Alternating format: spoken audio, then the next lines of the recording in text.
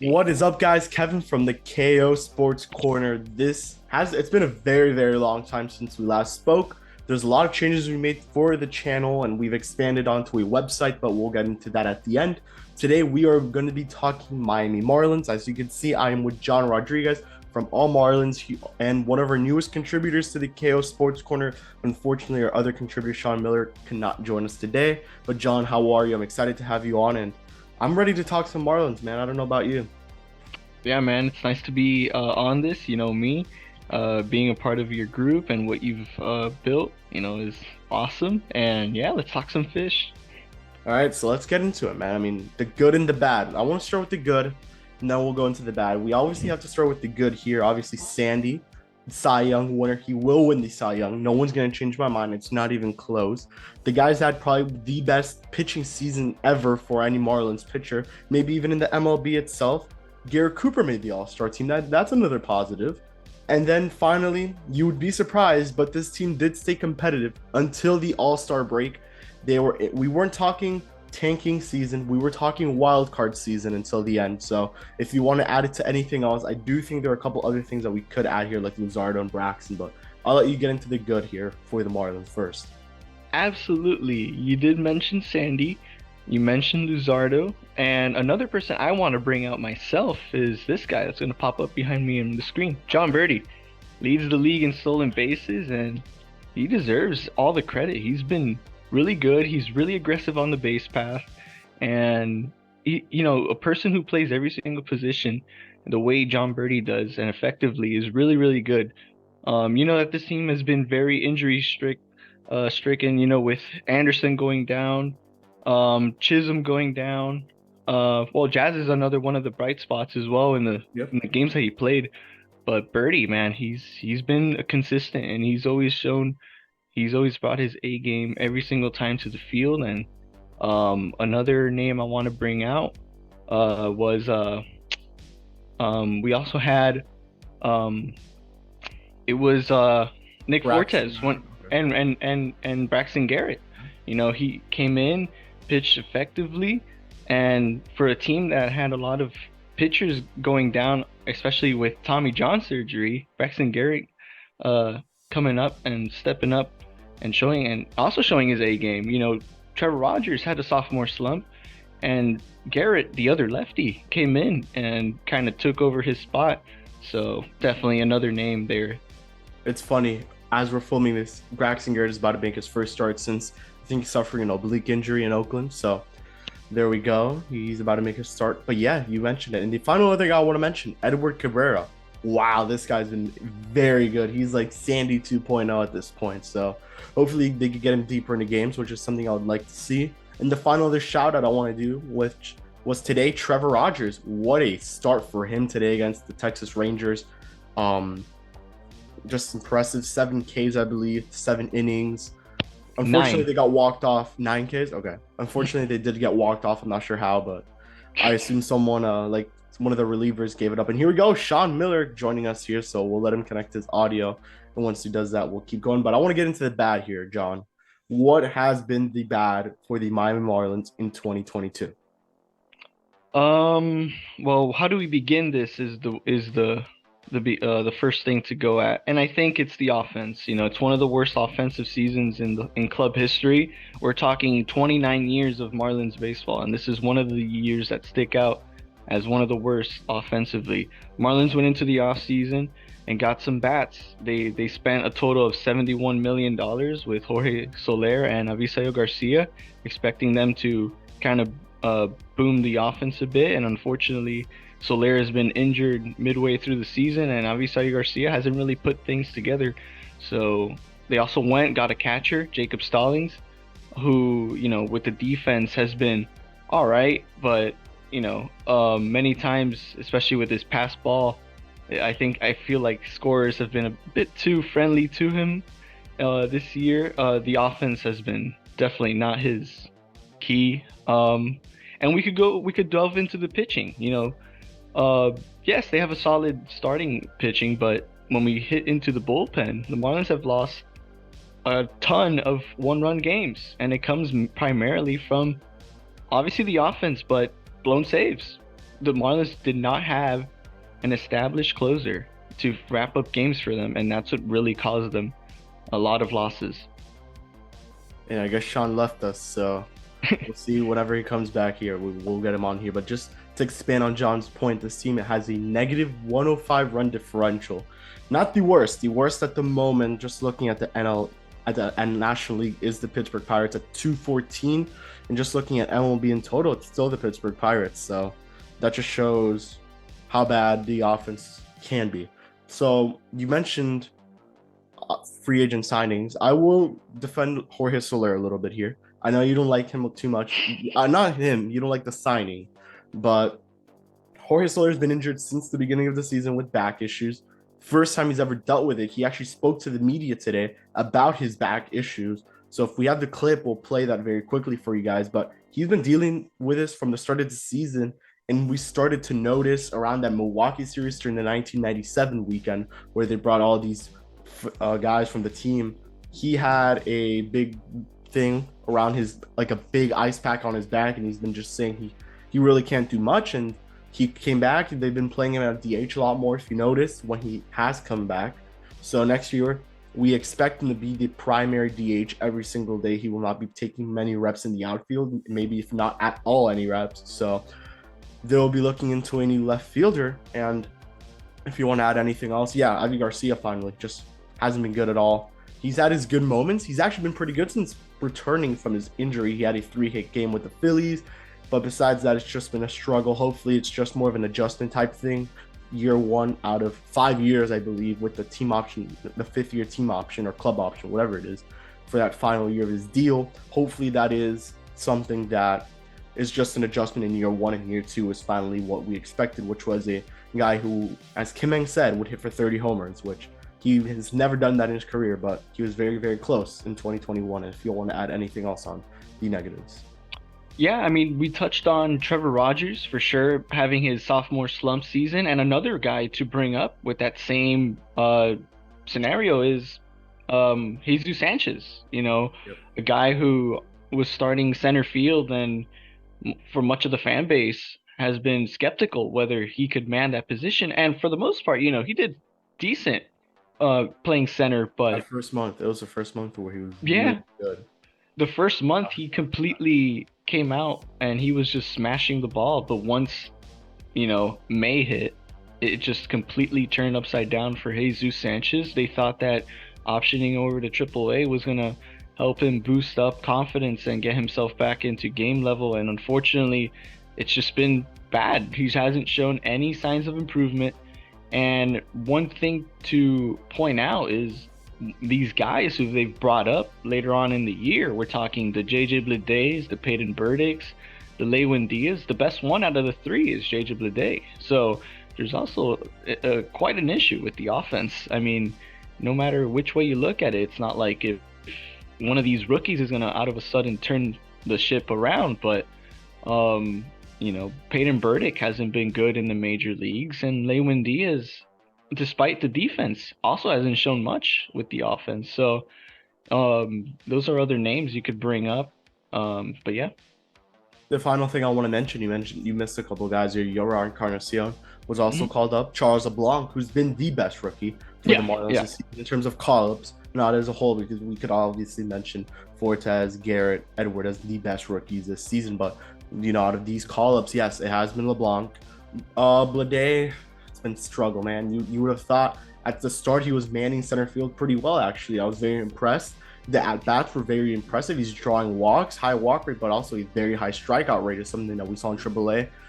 I always said he was a Jorge Soler, and I think it's lived up to that, where he's striking out at a super high rate, walking at an extremely high rate, but he's hitting bombs, man. I mean, and I know that was in AAA, but he hasn't hit that many in this season. He's hit a little bit more for contact, which I'm very happy about. That is definitely something I wanted to see there, but it just goes down to the hitting development, John. This team really can't develop hitters. The best case we've seen so far has been Nick Fortes, who's been able to develop pretty well, actually, since being drafted by the Marlins. I think that was the Trevor Rogers draft where he got drafted as well. So let's move on. Oh, the final thing I wanted to mention. runners in scoring position. That's been probably the biggest negative there when it comes to the offense, and a big reason why Miami has lost so many one-run games at this moment. I believe they have lost 33 one-run games this season. So that just shows how bad they've been in that situation. And we'll get into maybe some guys that could help in that department soon enough during this podcast itself. So I want to move on to the pitching rotation. We're going to go player by player who's made a actual start and has contributed a good amount. I'm not talking Dan Castano. I'm not talking any openers. I'm talking the rotation as it stands right now. And I'm not going to talk about Eliezer Hernandez because he spent most of his time in AAA and has been in the bullpen for a good amount of time. So let's start from bottom up. Let's go with Braxton Garrett first. This is a guy who came in midway through the season. Not many expecting much from him because of past, not much success in the past when it comes to in the major leagues. He was struggling a little bit in AAA. He was actually playing pretty well, playing a little bit bad. It was just inconsistency there. But man, Braxton's been really good. He's been one of the best pitchers the Marlins have had this season when in terms of young guys that haven't been Sandy. 2-6 record, unfortunately. Yes, this team really doesn't help these pitchers too much when it comes to just scoring runs. A 3.67 ERA, 68 innings pitched, 71 strikeouts, 3.47 FIP, 1.209 WHIP. John, just your thoughts on the season Braxton Garrett has had. Amazing. Personally, if you were to tell me, 8 months ago, Braxton Garrett was going to be one of the best pitchers the Marlins are going to have this season, I would have laughed at your face.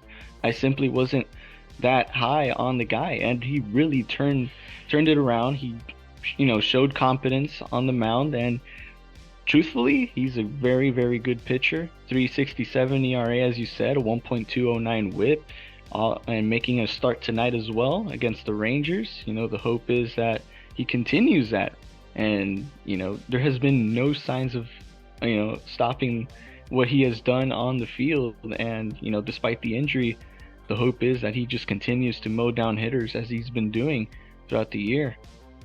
I completely forgot about Edward Cabrera when I was preparing this, but that is the other pitcher we could talk about. I don't have the stats in front of me, so if you have them, please read them out. But he's been really good, man. I mean, he came in very late into the season due to his injury and just came in spring training a little bit late as well. He had a very, very nice start against Colorado in a hitter-friendly ballpark. I believe they won that game. He goes into Houston, unfortunately gets injured. I believe he had a start before that. So he's played a pretty good team, some pretty good teams overall, but just your thoughts on Edward, and if you have the stats, please read them out to us.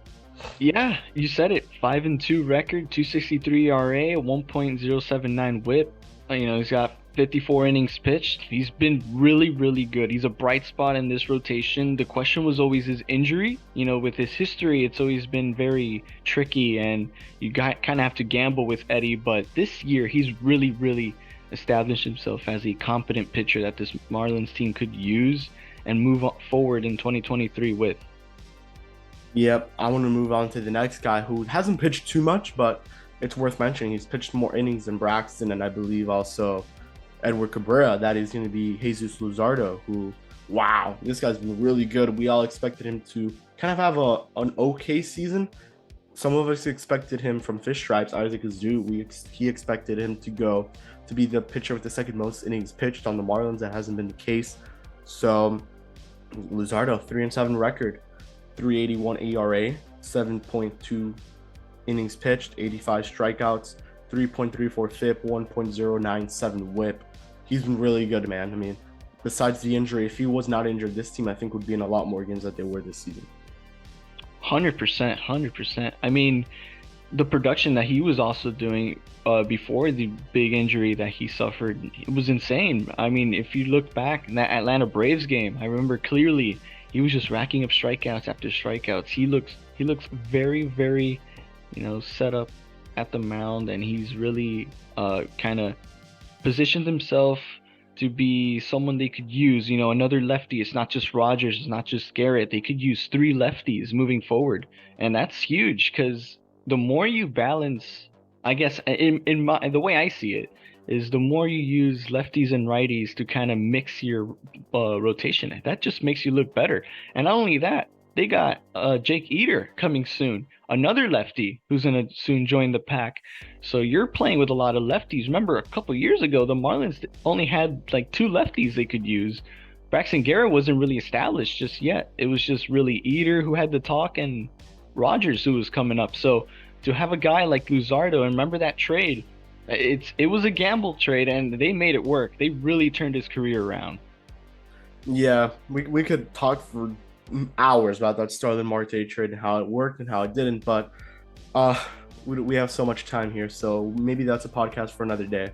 Let's talk some Trevor Rogers, man. I mean, he's probably been the worst pitcher out of the bunch this season, unfortunately. And then we'll get into the other one, but 4-11 record, 5.51 ERA. He's almost at 100 innings pitched. I'm not sure if he already cracked it. I'm not sure if Baseball Reference updated his stats there, but 96 strikeouts. He may have passed 100 by then because of his start today against Texas. 4.43 whip, 1.515 whip. So it's probably been a struggle for him throughout this whole season. Very inconsistent, I'll give it that, because he's had some good starts. He had that start against Milwaukee very early in the season, that 1997 weekend, that exact Saturday, actually. He had a very nice start. I think it was around 8 strikeouts. Very good. They won that game. You keep going. He had a nice start against Washington, and then he's just been inconsistent from then. He had an okay start against the Anaheim Angels, but just your thoughts on Trevor's season. But we look at September, comes back from injury, he's looking like 2021 Trevor Rogers, and you could even say maybe even better than 2021 Trevor Rogers. I don't know if we have his final line from the Texas game, but if you want to read that one out quickly, if you can for us, and just your thoughts on Trevor's season so far, because if you look at the monthly splits, you're going to notice a huge difference from maybe April or May compared to now September. You'll notice a lot of differences there. Absolutely. I mean, I'm looking at his line today: 6 innings pitched, 4 hits allowed, 9 strikeouts. And yes, he gave up 2 runs, but one of them was, when they brought in the relievers, and, he was kind of responsible for that run. But yes, he's cracked already the 100 strikeouts. He's at 105. His whip went down to 148. His ERA also went down to 5.35. We're seeing improvement from Rogers, and that's all that matters. And that's not to mention, he had his sophomore slump, which is completely natural in baseball. Some people are gonna go through it, and unfortunately it happened to Rogers. But what he has been able to do since his return from AAA, remember, he had that rehab start in Jacksonville where he went like 6 innings pitched and he had no hits allowed, no walks, and he had 12 strikeouts. Yeah, like, you start to see some improvement, and that's the signs that you just love to see. Hopefully he continues to do the same production over and over, and drag it over to 2023. This is beautiful what we've seen from Rogers. Hopefully he keeps it up. All right, so let's go into the second to last pitcher, Pablo Lopez. I don't know how much we'll talk about Sandy, since we very much spoke about him very quickly at the beginning, so we won't go into Sandy too much, and we could even do a whole podcast on why he deserves to be the Cy Young winner. John will be dropping weekly pods here on the KO Sports Corner, which we'll get into later, on what type of content you guys could expect here. But Pablo, man, he got off to such a good start in April. He was the ERA king. He won pitcher of the month. And then May came along and just started going down and then up and then down and then up. It's just been very inconsistent. And then the second half of the season, I don't know if you have those stats, he's been horrible. I mean, no offense to Pablo. I love Pablo Lopez, but he has not been good in the month of September or even post All-Star break as a whole. So just your thoughts on Pablo Lopez this season, and do you think they should have traded him at the trade deadline? Now looking at what he's been doing, and after all the reports that have came out, he could have been a Yankee. Miami could have had maybe what's his name? Gleyber Torres, and they could have maybe had Peraza. So just your thoughts on and everything Pablo this season. Well, entering the season, me and you, we both had a podcast together, and we were talking pitchers, and I came up with the take that I firmly believed Pablo Lopez was going to have a better season than Sandy Alcantara. And you, right from the beginning, you told me, you were skeptical about it, and we kind of debated on it a bit, and you turned out to be right. Looking at his first half, Pablo Lopez looked like the best pitcher in baseball. He did. Remember, he was going with that ERA chase against Logan Gilbert, and he finished the first half with a 2.86 ERA, 1.067 WHIP. The numbers look good. He was very dominant. And if you were to tell me, would you have traded Pablo Lopez, at the beginning of the season, I would have said no. I feel like this was a guy that they could have worked around with and pretty much kept for the long term. But unfortunately, that wasn't the case. It really looks like the move was to trade Pablo. And, in the second half so far, he has put up a 6.52 ERA, a 1.591 whip. This is not the Pablo Lopez we know. The strikeouts numbers have also gone down. He's only pitched 49 innings. Lots of walks too, I'm looking at here. And this is only in 10 starts. He had 18 starts in the first half with a 2.86 ERA, and we've really seen a detrimental collapse in Pablo Lopez here in the second half. I think it's pretty much time to cut ties with Pablo. I still think he's got value. He's an amazing person on and off the field, and it's gonna hurt, but it's a business at the end of the day. Yeah, it's so hard not to say will you trade Pablo because his value was highest at the trade deadline. He just come off an amazing start against the Cincinnati Reds, probably one of his best starts of the season in a very hitter-friendly environment. And you throw him out against the Mets, and he just doesn't play well. We know his history against the Mets. I think the Marlins were trying to throw him out there for one last time to see if he could maybe get it going against that team. And if he did that, his value would be extremely high. And that trade with the Yankees may have actually came to fruition. I know the Dodgers were interested. I could definitely confirm that one to you. A couple guys could have came back. Some big names could have came back there, but I've told you about that. I won't share the names because I shared one and my Twitter blew up for at least 3 days. But will you trade Pablo now? That's a very hard question to say because his value may be at some of the lowest. So yeah, basically has lowered on him. I would say give it a month or two into the season or wait until the deadline. But if teams are really out here asking for Pablo Lopez and they're giving up maybe a top 5, top 3 prospect with a very good offensive player on the big league roster, you 100% trade away Pablo Lopez. I love Pablo Lopez. Me and Pablo, we're pretty good friends, I would say, or we get along very well. He's an awesome guy. Maybe the best human being in baseball, I would tell you. And he just was nominated for the Roberto Clemente Award. Deservingly. So very deserving there on his end, and hopefully he wins it. He very much deserves it. So the final pitcher, the NL Cy Young, the soon-to-be NL Cy Young winner, Sandy Alcantara. The stats say it for itself: 12-7, 2.43 ERA, 196.2 innings pitched, 177 strikeouts. He will get to 200. 47 walks, 3.07 FIP, 1.007 WHIP. This guy is the best pitcher in baseball, and it isn't even close, John. This guy could pitch you full games. He's going to throw 100 miles per hour in the 8th and the 9th inning. He's going to get you games where he strikes out over 10. He'll get games where the ground ball and the fly ball is what's working for him. I don't know, on Fangraphs, I know you could check his percentages there on fly ball and ground ball rates, but those should be extremely high, as well as his strikeout rate, which is around a 10.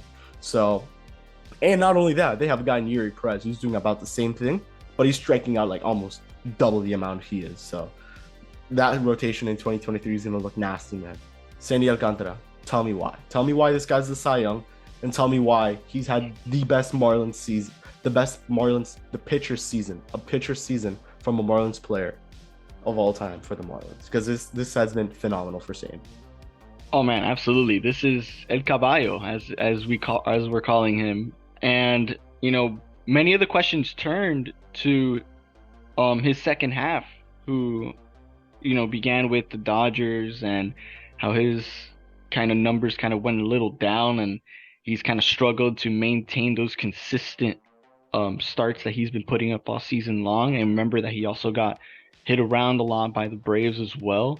So many questions turned, hey, is his Cy Young award in jeopardy? And I don't think it is. And I wrote an article about it on KO Sports, and I expect you guys to go read it. I still think this guy is the Cy Young Award winner for this team. This guy is pitching the best single season in Marlins franchise history. And I mentioned the names on the article. I put Kevin Brown in 96. I put Willis in 05.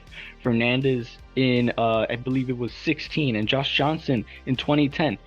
Those were pitchers we had in the past who had amazing seasons and just fell short of the Cy Young, or at least top 5 in in conversation. So, Sandy Alcantara, man, 200 innings pitch coming up for the next start. He's gonna hit 200 strikeouts. This guy is insane. He is an established starter, and not just starter. He's an ace. He is the next biggest thing for this team, and the biggest W that this team really took was extending Alcantara. I think that's a huge organizational W, and I forgot to mention that earlier when we mentioned, biggest and best moments for this team was extending Alcantara. Doesn't matter how much of a low ball contract it was to many people. Hey, you extend the dude. This guy is your ace. He's gonna be a Marlin for 5 years. This is a team who has kind of failed to maintain stability in players, and that's one of the biggest issues with this fan base. We haven't had a stable player, and this is probably going to be the first person to do so. So we'll see how they work around that. And I think Alcantara is a Cy Young Award winner. I mean, I think he's gonna bounce back. He's gonna have maybe one more complete game. I feel like he might hit the fives. The last time a pitcher has thrown 5 complete games was 2017. Edison Volquez. Excuse me, not Edison Volquez. Irvin Santana was the last one. So, it's gonna be fun. It's gonna be fun. I really think this guy has it in the locks. Sandy has thrown 7 complete games in his career. I believe that was his 4th or 5th. So yeah, 4th, last one. This guy's a Cy Young winner, and I'm glad you mentioned his contract. So, all right, so we're gonna get into 2023. We talked about Sandy's extension, so I'm glad we could get into a nice segue to what to expect for the Marlins in 2023. But before we talk names and manager and all that good stuff, let's talk a little bit the needs this team has entering the off season, and there's a lot. I'm just gonna name mine.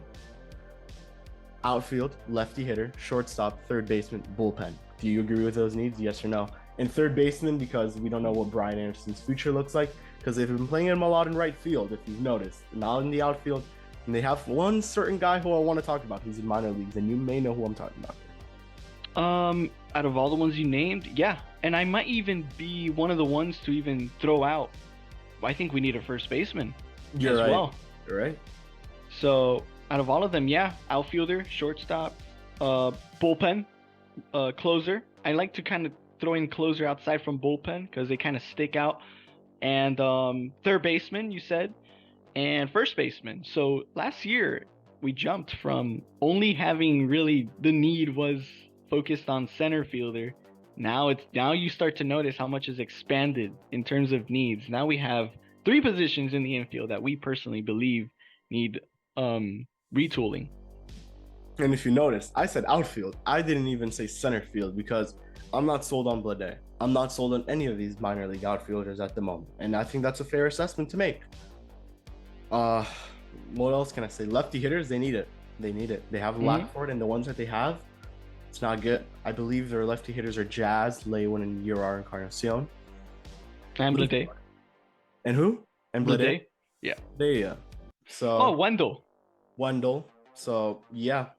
And then shortstop, Maggie Rowe has had a very up and down season, a lot more downs than ups, unfortunately. I would like to see him take more of a bench role or more of a utility role in this case, because he could play pretty much the whole infield, and that's a really good thing to have, and he could play at a very high level each spot. Moving on, shortstop, I would like to see Jordan Groshans maybe make his way up to the big leagues when we talk about shortstop, but he's more projected at third base, so that's why I added third base. I would like to see Jordan Groshans make his major league debut at some point at the end of this season at third base. He is Rule 5 eligible, so they need to add him to the 40-man. And remember, they traded away Anthony Bassett, Zach Pop, and a player to be named later, which turned out to be a catcher, Edward Duran, who was in the DSL. So maybe that won't amount to much. And now I'm saying that. You could clip me in a couple of years when the guy's killing it in AAA.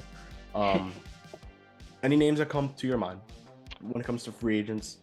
The best to use, by the way, to anyone interested is Spot Track. You just search up MLB 2023 free agents, and Spot Track has it all. That's what I've been using, and I think that's the best one. And I'll start with a big name here. I'll start with a hot name for the outfield and specifically center field, and then I'll let you keep it going. I'll start with Brandon Nemo get him in center field. I mentioned that name to you once. The only other name I will mention at the moment is who would be more of a trade target. I like Jose Siri from the Tampa Bay Rays. That would be a trade. I see more as a utility role though, more of a bench player, because you're not too sure what his future will look like in terms of center field. And he's been playing great with Tampa, but we still don't know, what he really is made of. So that's the first name I'll go with. I'll go with Mr. Brandon Nemo in center field. So it's your turn. You're over here to shoot out a name and a need. And the last thing I want to say, I'm glad you mentioned first base because of Garrett Cooper. Garrett Cooper, although he had an amazing 2022 first half, his second half is not the best. He's not been good in the second half.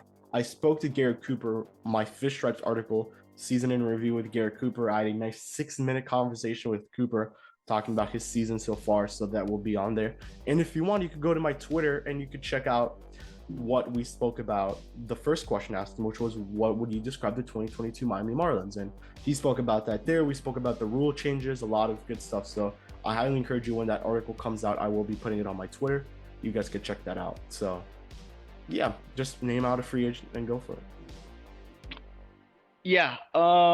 Realistic, obviously. So yeah, I was looking at, the names, and one of the players that, stick out to me is shortstop from the Boston Red Sox, Xander Bogaerts. The only risk the Marlins are taking here, if they want to get him, is, if he opts out of his player option in his 6-year deal with the Red Sox.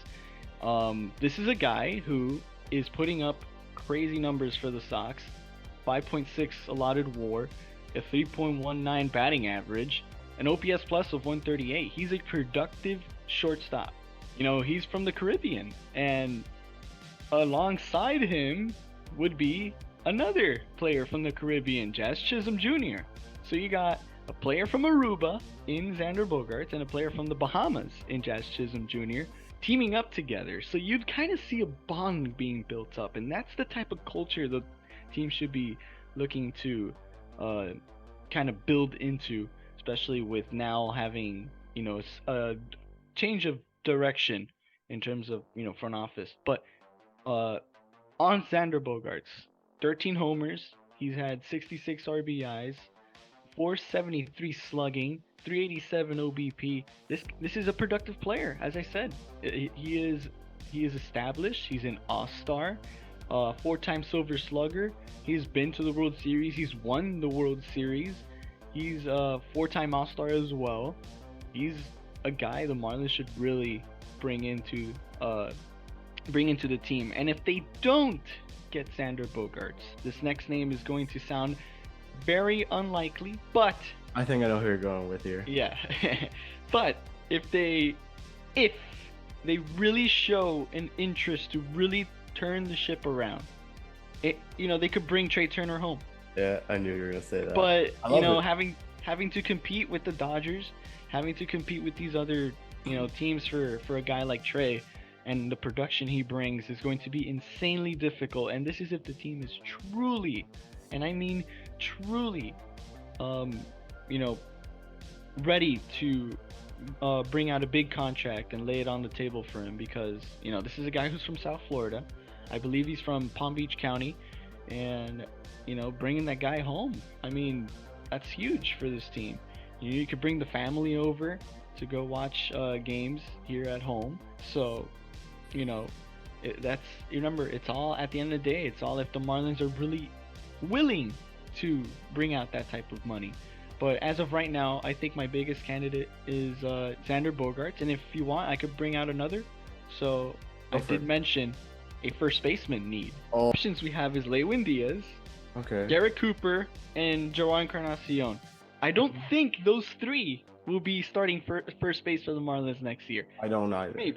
Maybe one of them does. But if there's a guy they go out there and get aggressive and go get, I think they're going to be looking at Josh Bell. Oh, Josh Bell. San Diego Padres. Yep. And that guy has success against the Marlins. So. He does. So if you can't beat him, join him. So, the guy hits. He raked for the Nationals when he was with them. Should have been an all-star. Should have been an all-star as well. I mean, that guy is, pretty good. and I think he's a good asset that the team could probably bring in if they decide to move on from their first baseman. And I think, is he a lefty? Not sure. Not sure. Let me check. I think he's a lefty. While you look up that up, I'm gonna tell you the two names that I have in mind at first base. He's a switch hitter. He's just even better. The first name I'll mention very quickly. You think I knew who I was going with when I first asked you. I'm gonna go Anthony Rizzo. Ooh. 30 home run guy. He's not hitting for too much average, but his OPS is, I think, at 836 when I just checked a little bit ago. Guy's having a good season. He was one of the best players on the Yankees when the season started, along with Aaron Judge. That guy was mashing. I believe he signed like a 1-year, $10 million type deal, a very, very cheap deal. And he's definitely going to get a little bit more in the market. He's a Miami guy, I believe, as well. He went to Stoneman Douglas, so he's very familiar with the community over there. That would be a very good fit. Then the final name I'm going to mention was Trey Mancini. Why not? Give Trey Mancini a shot, play him at first. He would be a very nice fit for the Marlins. He would also fit in with that culture, knowing he was with Baltimore for a very, very long time, a very young team that's also rebuilding. I would love Trey Mancini on the Marlins. Those are the two names I'm going to go with first baseman. The final name I'll mention, Dansby Swanson. Why not maybe give it a try?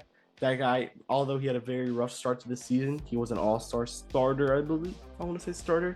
Very good. So I know we're going really, really big names, but once the offseason itself hits, we'll have probably more in the price range of the Marlins. We'll just go with pipe dreams at the moment. Although Josh Bell's not a pipe dream, I don't think Anthony Rizzo's a pipe dream, or Trey Mancini, those three first basemen. But obviously, to make those moves, you would have to trade away Garrett Cooper. Unfortunately, I do think it's time. I will say I love Garrett Cooper, one of the best guys in there as well. All those Marlins guys are great in the locker room. But Garrett Cooper is definitely one who I believe will get traded. That's not me with sources or anything. That's just my personal opinion. The only other name I'll mention in the organization who deserves a shot is Troy Johnston, who was probably one of the best minor leaguers last year. And this season, wow, that guy was really good this year. He had a rough start in Double-A, kept it going. He could play outfield. He could be a major leaguer right now. Just seeing how guys are playing up there in the big leagues. But the final thing I wanted to mention before, unless you have anything else to say on free agents and free agency, or maybe even a trade target if you have one. Not really, but if there was a guy that right now I'd tell you that who's very under the radar in this team, and I mentioned him earlier, and a guy that I kind of hope that we don't move this offseason, it'd be John Birdie. I think we should keep John Birdie. You don't find super utility players everywhere. Their values are very, very high.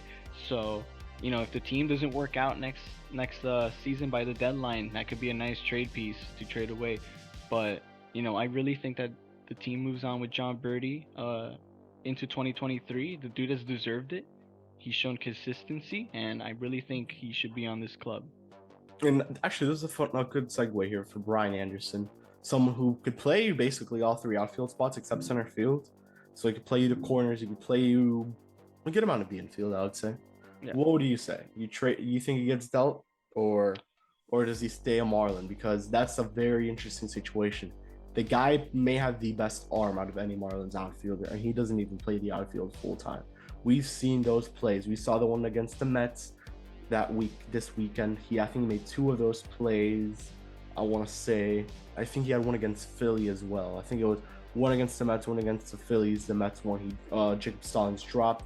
The Phillies one was called an out and later overturned, which was a BS call in my opinion. But just your thoughts on Brian Anderson's future with the Marlins, because when Kim Eng first got here, we all expected this guy's going to get extended. She said she wanted to get to know him a little bit better, but she really hasn't been able to with injuries. This season, I think maybe his least injury-prone season in the major leagues, but he has been injured a good amount. But when he's been on the field, he's had his ups and downs, and this month of September has been very, very good. So just your thoughts on Brian Anderson quickly, and his future with the team, if you think he gets dealt or not. A lot of us expected him to get dealt. I'll say that one for sure. There is no debate that Brian Anderson has the best arm in this team, 100%. We've seen the plays, we've seen what he could do, but another thing to mention, even aside from his injuries, has been his errors.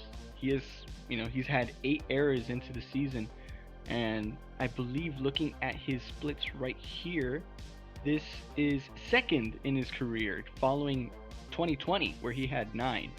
So, this is a guy who, despite bringing in some good, defensive plays and highlights and whatnot, he has been hit hard by the errors, and we've seen it in games in third base where the ball just slips away from him and a run comes in to score.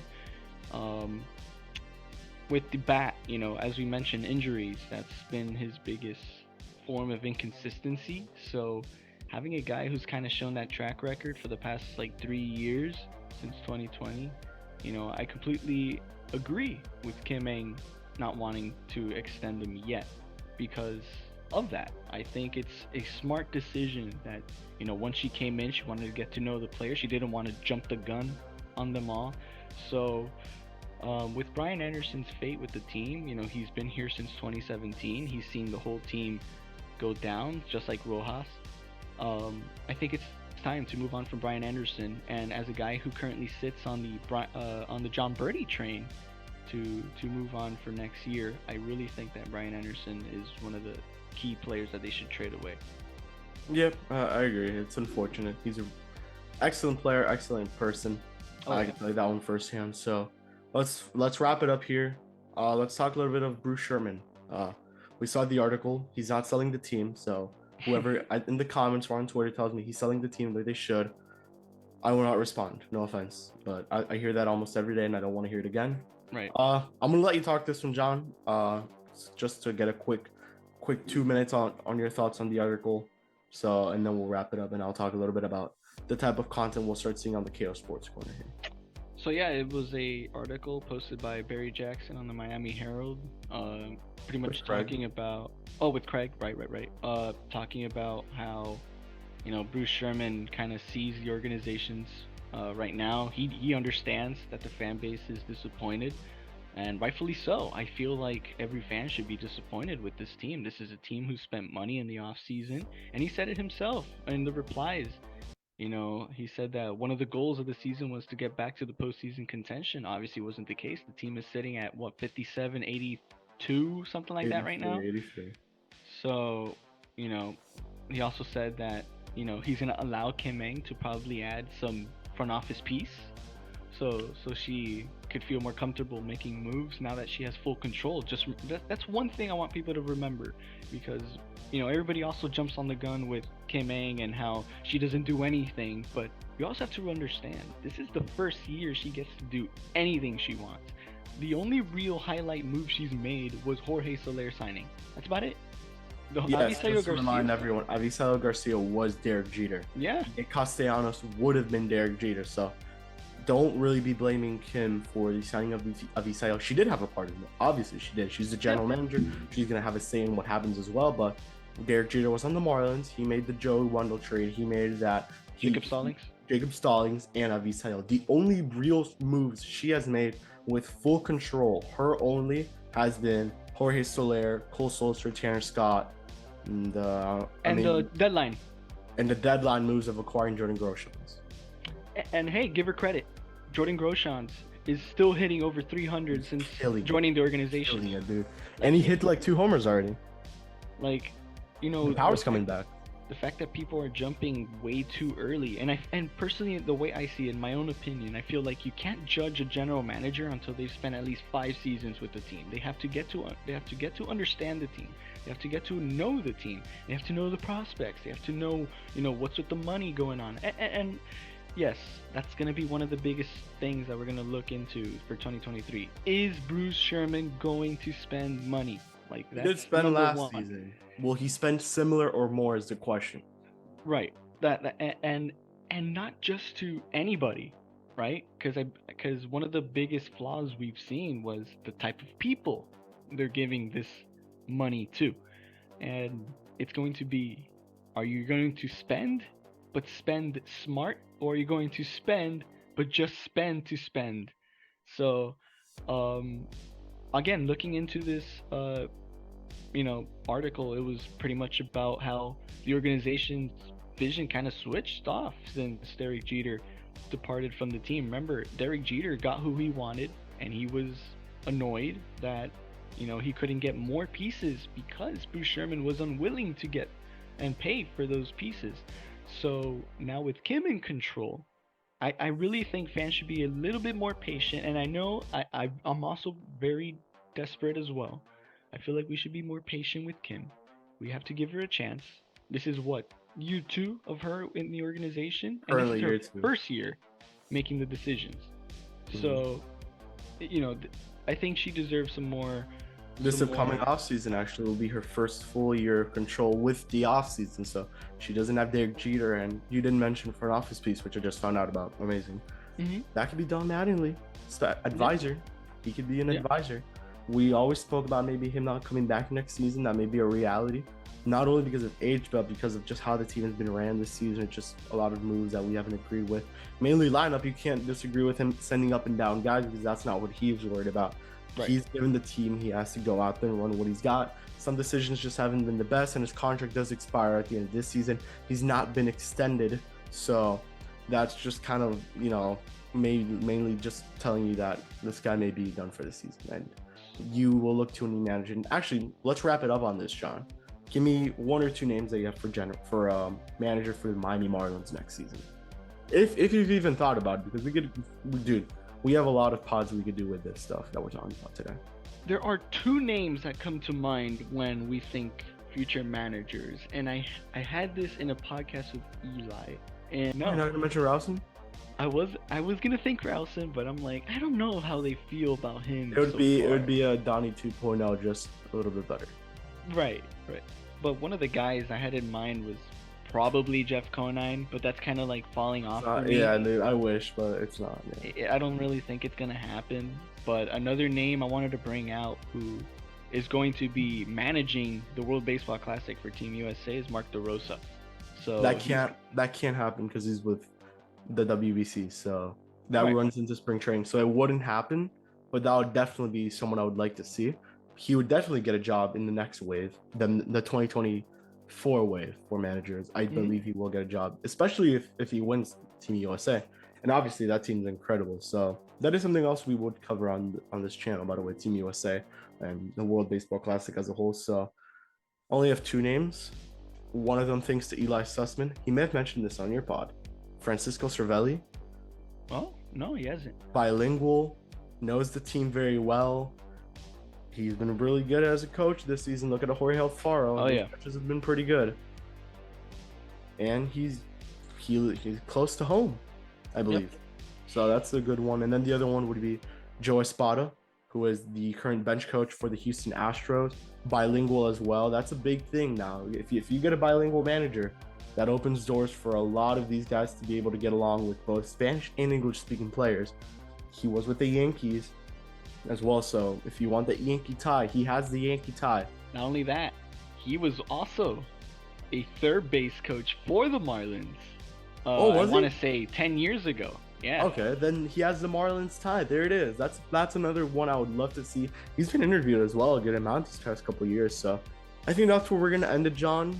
Just quickly tell you guys what you to expect on this channel. Obviously, I kind of sprinkled it in, and John did as well, that we have a website. I will be linking that in the description of this video. The description will look a lot different from what it did prior to this podcast, so you'll see a lot different stuff on there. We still have the Discord server. I haven't used that, but we'll put John's Marlins Discord and my Discord server, which is the KO Sports Corner, I believe now called as well. New logo coming on the way. I want to make a new one. John, that may be your time to shine with the logo. You've done all the Three Stripes logos. Miami Heat, Dolphin, Inter, college football, baseball, that's all coming up. You guys saw him for a split second. Sean Miller, one of our contributors, doing all the Dolphins writing for us at the moment. He's dropping a new article very, very soon. So that's where we're going to wrap it up. John, any last words, man? As I said in the beginning of the pod, it's good to be a part of this little group that we have, and hopefully I'd love to see it kind of expand a little more. And I feel like we're on a good pace. Lots of content being dropped, and stay tuned and subscribe. Yes, Marlins weekly content, 1 video a week around there. John will be taking care of that one. So he's actually our editor as well, I guess you could kind of say. He's editing this video, so critique John on the editing in the comments below if you're going to do that one. So that's where we're going to end it. For myself, Kevin, John, Sean, who was there. We'll see you guys all in the next one. Peace out and go fish.